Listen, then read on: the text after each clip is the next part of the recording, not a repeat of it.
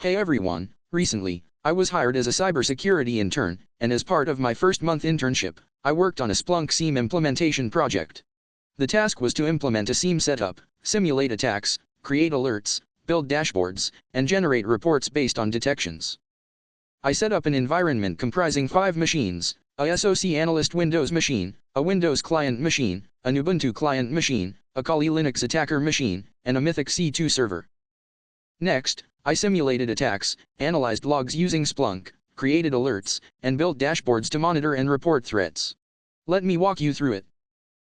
Let's start by simulating an RDP brute force attack using the Hydra tool from our Kali Linux machine.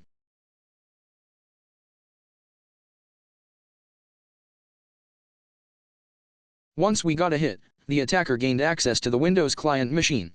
Their next step would likely be establishing a command and control C2 channel, which we achieved using Mythic C2 and its Apollo agent.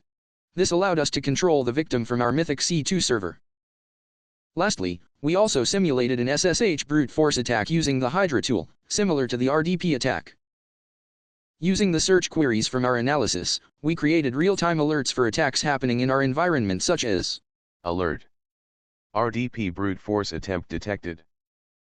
For future reference and easier detection, we built dashboards for RDP brute force, C2 activity, and SSH brute force.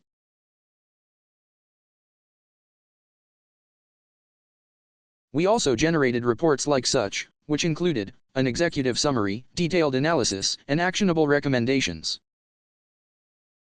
That's it. This was just a brief overview of my entire project. It was a great learning experience in Splunk and building practical SIEM skills. For more details, check out my blog series at my website, for which the link is also in the video description. Thanks for watching, and stay tuned for more updates and insights.